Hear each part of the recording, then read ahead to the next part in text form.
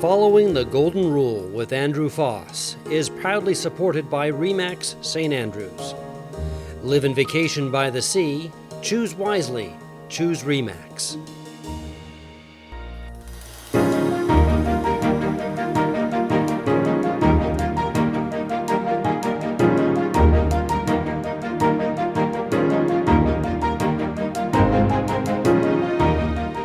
Hello, my name is Andrew Faas. Welcome to Following the Golden Rule. And I'm Jay Remer, and for 26 weeks, Andy and I will be discussing the ABCs of leadership. Last time we talked about quizzical, and today we're going to be talking about relatable. So this is a great word, Andy, I think, because as I was going through the article that you wrote many years ago on this subject, it's one that ties together so many of the things that we've been talking about, and being able to relate to one another is critically important. Before we really get into the meat of this, though, there was a press release that I received yesterday on a fantastic gift that the Faas Foundation made to Wellspring in an effort to help people who are living with cancer and at the same time dealing with the challenges of COVID-19. And it was a phenomenal gift that came at just a really critically important time. And I'm wondering if you'd like to share a little bit about how that came about. Well, thanks, Jay. We announced it yesterday and intentionally. And the Faas Foundation has been in existence for 15 years. We haven't really promoted it a lot. We do, however, promote the various groups that we support in health, medical research, and other areas that primarily deal with reducing people's stress, whether it's professionally or personal stress that people face.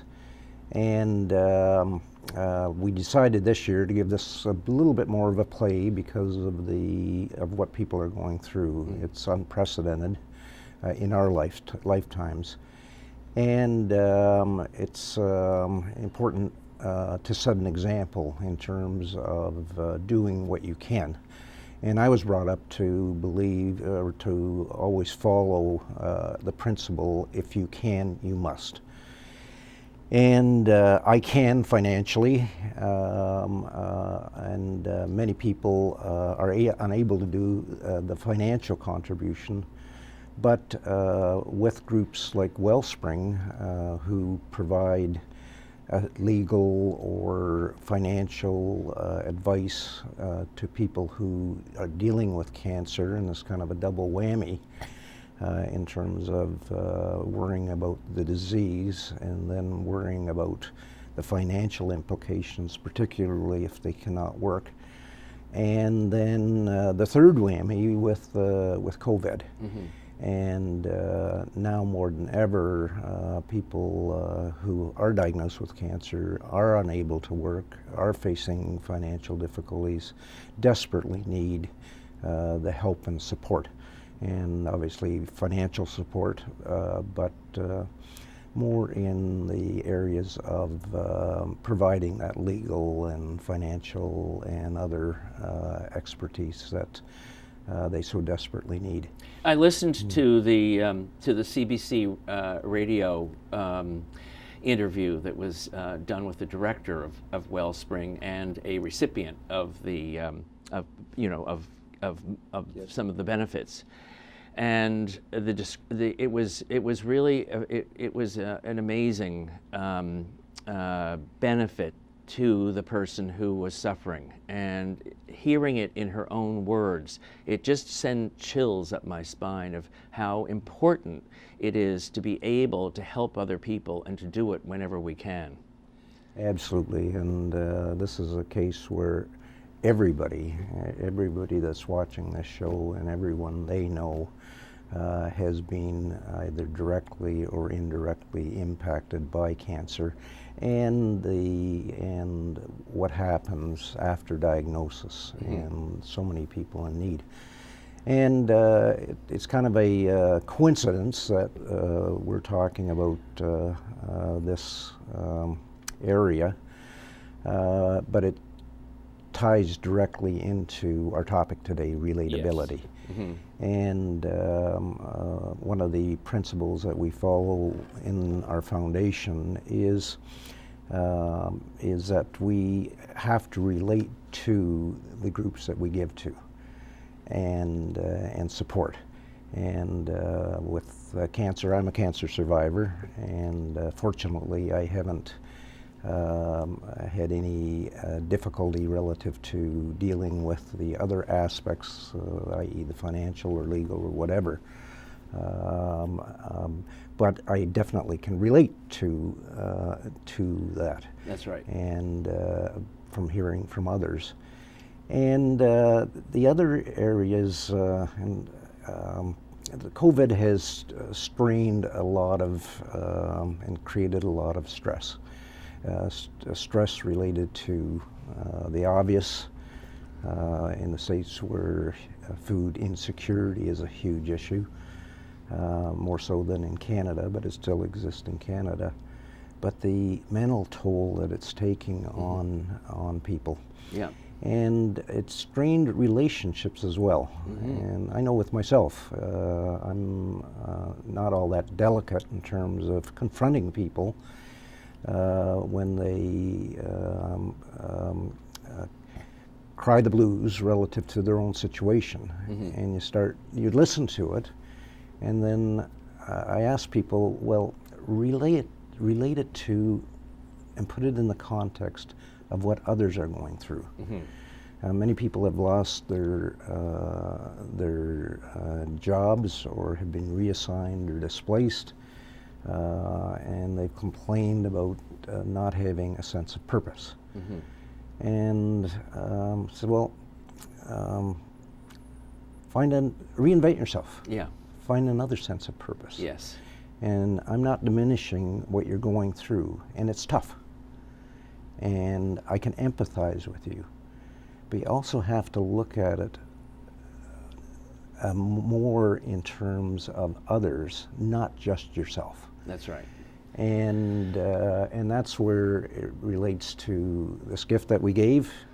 It's to get people to say, okay, yes, I am going through tremendous stress myself and facing difficulties, but I'm not alone. And maybe there's people out there who are in worse shape. Yes. And by helping them can help develop my self-esteem again. That's right. And that's right. So it's ties very nicely to the topic at hand, if you will. Yeah. Well, it's a very interesting dynamic because, when you're stressed, you tend to shut down and become very self-centered. And helping others is not necessarily at the top of your list. And becoming aware that this is what's happening to you is critically important so that you can adjust your frame of mind. And I have found that helping others actually, even the way it's stated in the Bible sometimes, blessings will come back many-fold. And it is absolutely true. It's just getting people over that hump. And hopefully 2021 will be a year of recovery where more people will be helpful to more people, and we can, as a society, mend and heal. Absolutely, and I think there's a lot to be optimistic about with the vaccines coming on. But the situation and the dynamics and the relationships will continue to be pretty tough, and people are going to have to make a lot of tough choices. And if they make those choices in an emotionally intelligent way, then it will have better outcomes. So when you mentioned earlier that this relatability kind of blends in or ties in with all of the other characteristics, it does. I'm not sure whether it's more than any other, But it definitely, they all relate. Yeah. But emotional intelligence is clearly one of it. And Well, we it's look a at, oh, sorry. well, I mean, it's a common theme through this series, and I think the thing is that through the process of self-reflection that we do with each one of these things, we see how each one of them is interrelated, and so this is a tidy package that is interdependent on one another, on all of its parts. Yeah. And this is just one that happens to be particularly appropriate right now with what's going on in the world. Yes. And I'm not sure, I didn't do any research on the origin of the word, but relate, it's relationships, or whether it's relatives, or but it definitely ties it in so much that people have to look at beyond themselves, and also look at it in the context of time. And so everyone has a position. Most people have positions on certain things in terms of what's happening with COVID, in terms of what's happening with immigration and the polarization, and a lot of the economic and societal issues that we're going through. And with COVID, the way I look at it in the context of time, in terms of what my parents told me. My mother was named Wilhelmina Herberdina Cornelius Visser Faas, and she passed away 3 years ago in her 99th year. But she was named after her mother, 2 aunts, and an uncle who perished in 1918 in the Spanish flu. So I can better relate because of what my mother relayed to Mm-hmm. us about her origin, Mm-hmm. and her relatives passed away 5 days after she was born. Isn't that amazing? Yeah. So we got a history lesson right at our beginning, or from the time we Mm-hmm. started learning. Another relatable experience was we talk about polarization and choices that people make relative to the positions they take and how they affiliate.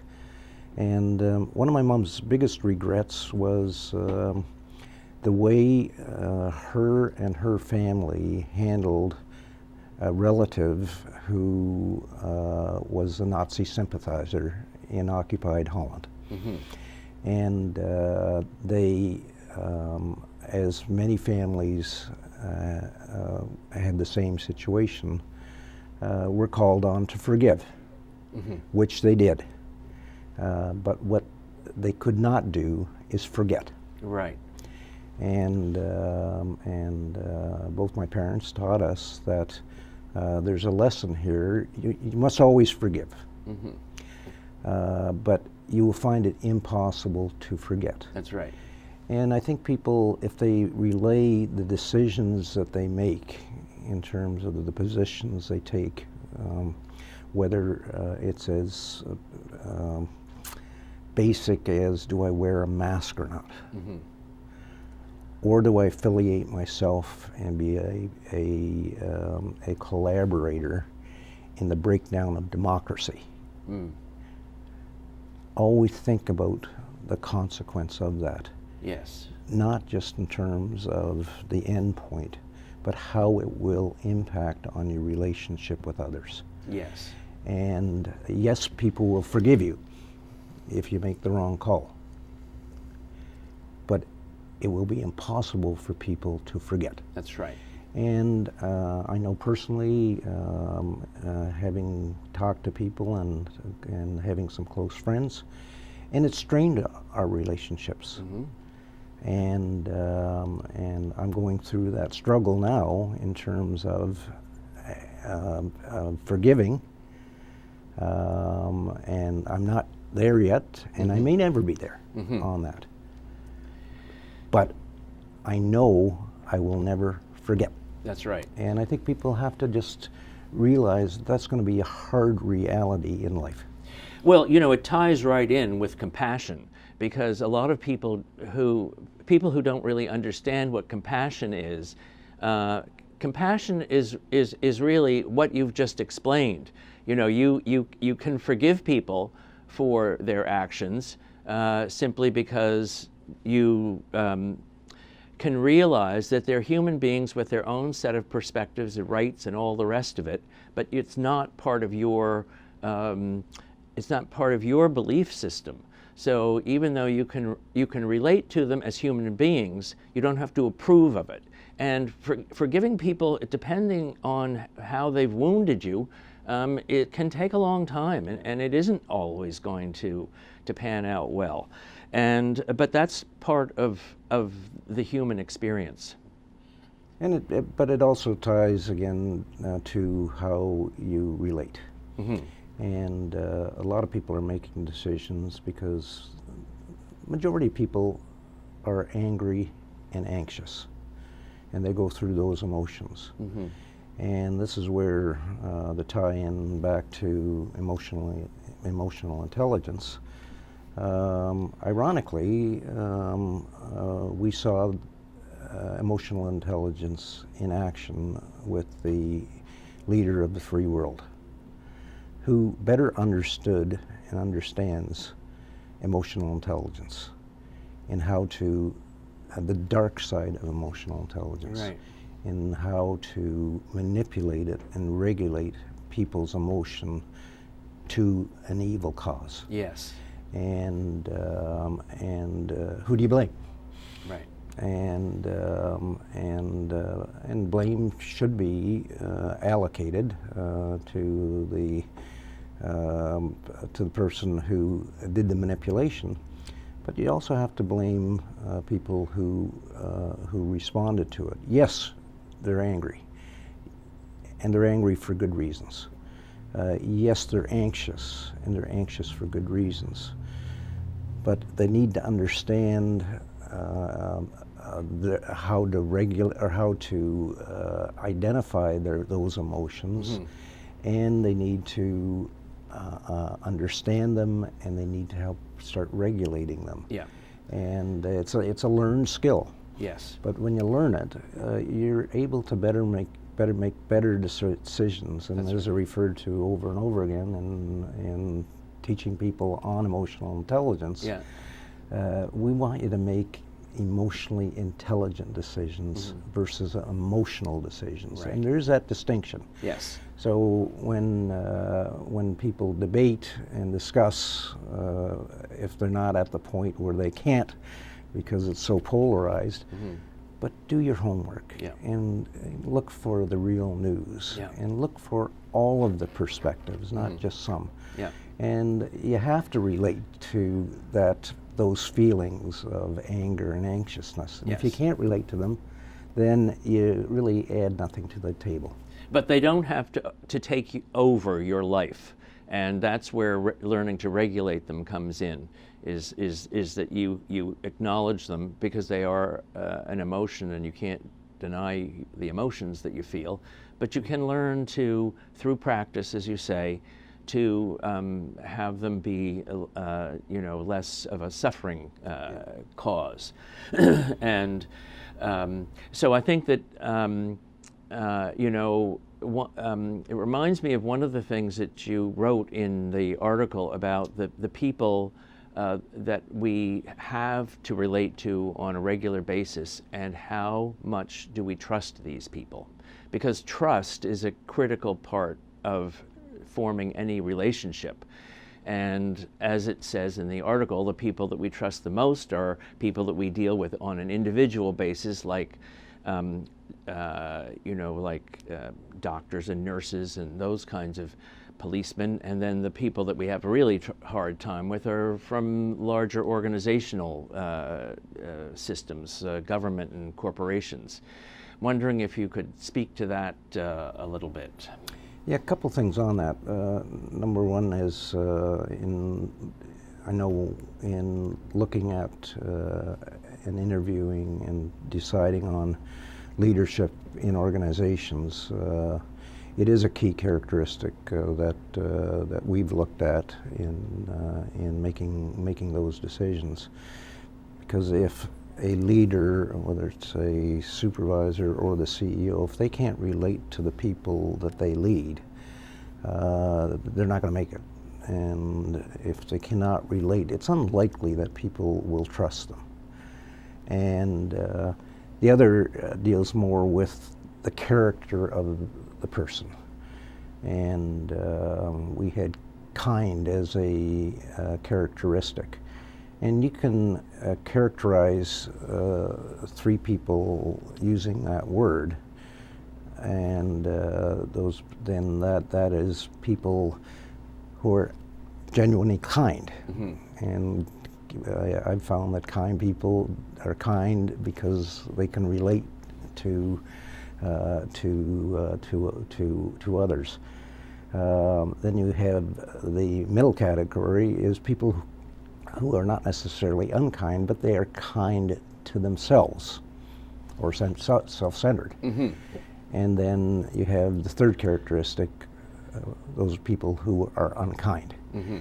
So if you can simply classify people and have reasons you classify people in those 3 categories, that all deals with this whole connectivity of relationships, mm-hmm. or how you relate. Mm-hmm. Well, it's a fascinating sort of morass of personalities that we deal with on a regular basis throughout our lives. And during these most stressful times, the things that become more evident are the things that have been underlying the surface for a long time. So, for example, things like domestic violence and suicide and all the things that are the result of people suffering, those tend to be exacerbated. Just because that's just the nature of what fear does.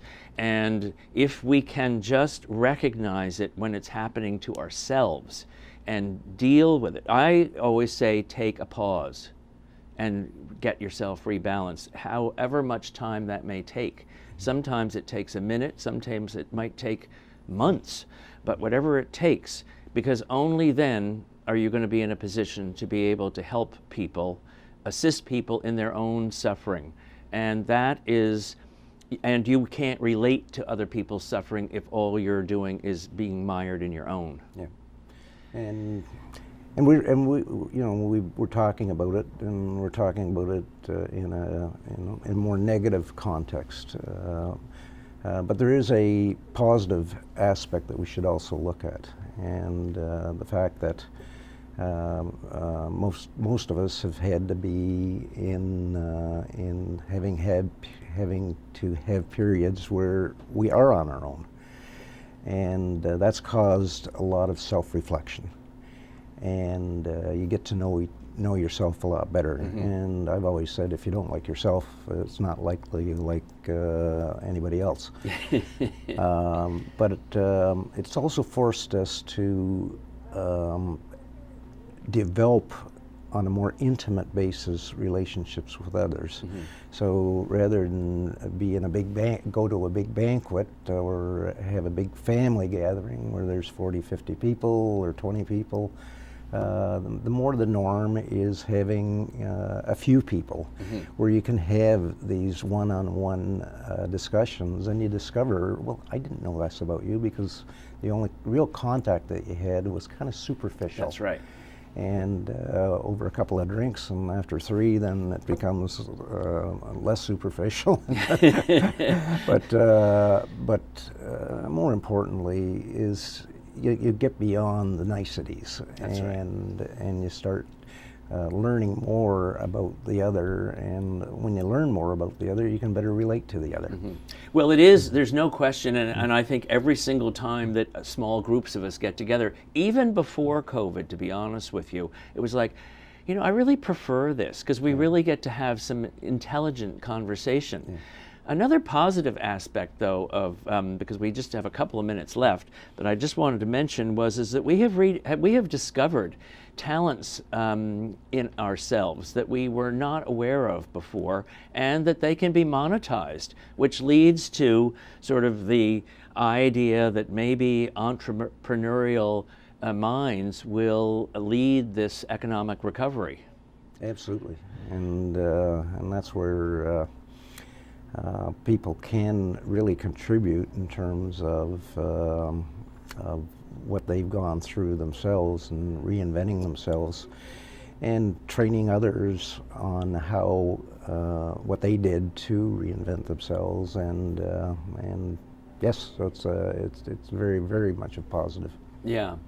Well, Andy, brings us to the end of our show today. I think it was a great discussion, and thank you for sharing your thoughts and stories on being relatable. And thank you for joining us tonight, and we look forward to seeing you next week when we talk about S is for Selfless.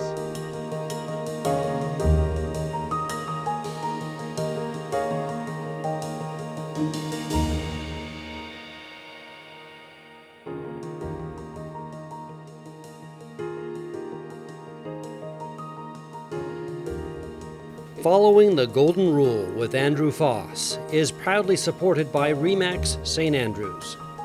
Live and vacation by the sea. Choose wisely. Choose Remax.